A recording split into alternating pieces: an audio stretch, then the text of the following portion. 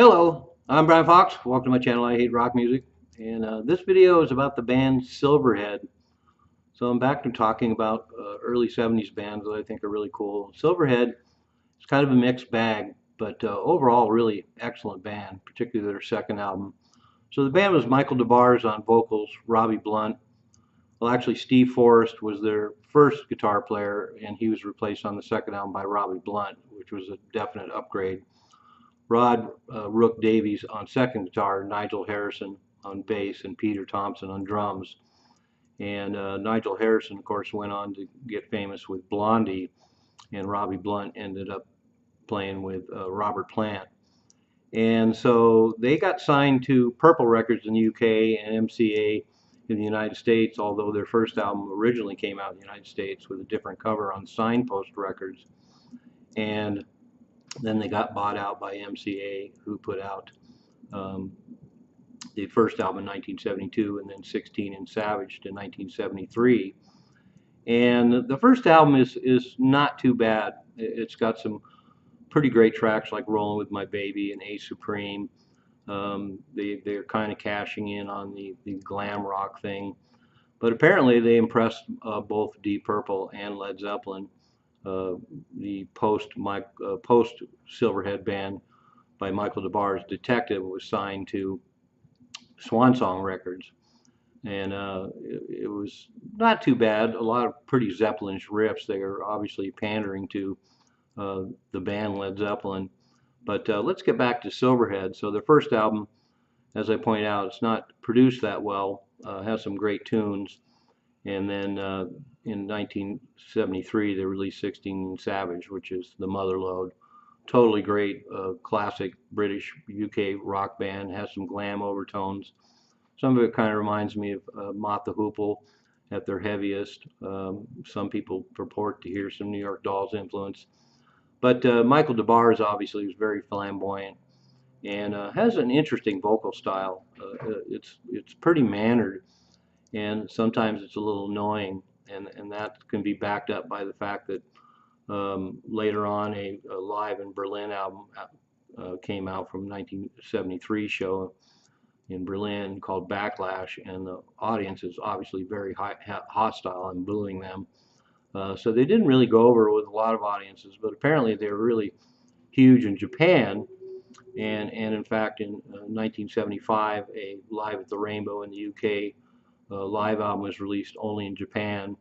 And then also another live album called Show Me Everything was released in Japan. And then there's also a huge compilation of live material by Silverhead called Hitting Japan, Beating Japan. And it has recordings from a whole bunch of different shows in Japan. So they were really big in Japan. I know I've got a Japanese copy of 16 and Savage and a couple Japanese singles. So they definitely were far more successful there. But they toured all over the UK and played in the US as well. And now, of course, we have a whole range of live material by them, which is great.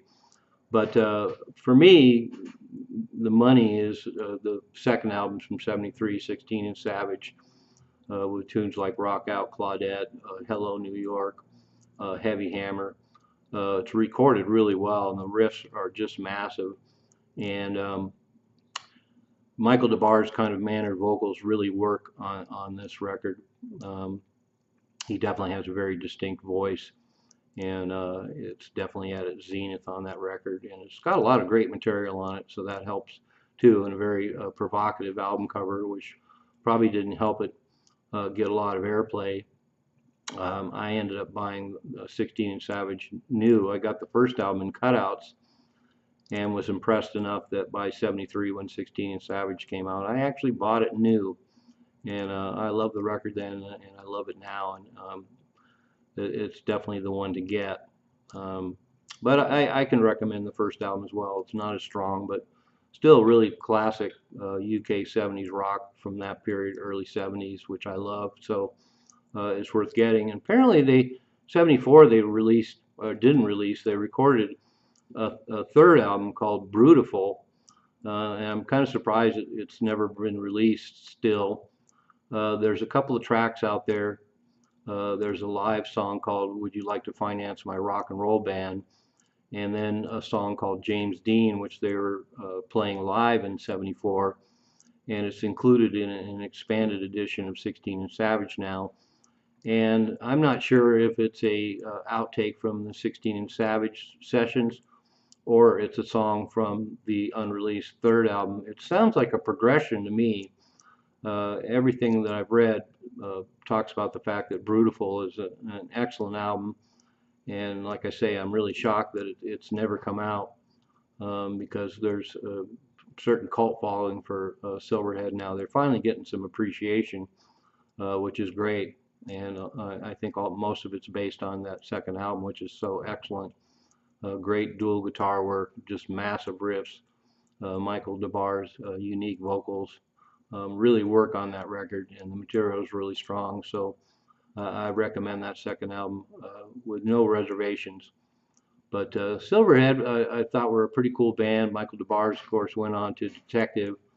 And then he was in a group with Sex Pistols guitarist Steve Jones called Checkered Past that was kind of an all-star band, included Clem Burke from Blondie and the like. And I'm not really that crazy about that band. I'm not that crazy about Detective, but I can wholeheartedly support Silverhead.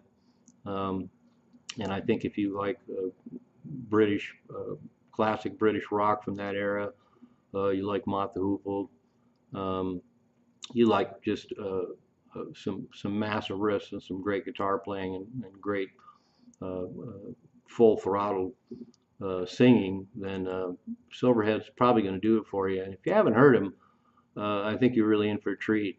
I would recommend. I'm going to post the links below as usual. Check out 16 and Savage. If you haven't heard it, you're probably going to be blown away because it really does check all the boxes and everything that's great about early 70s UK rock.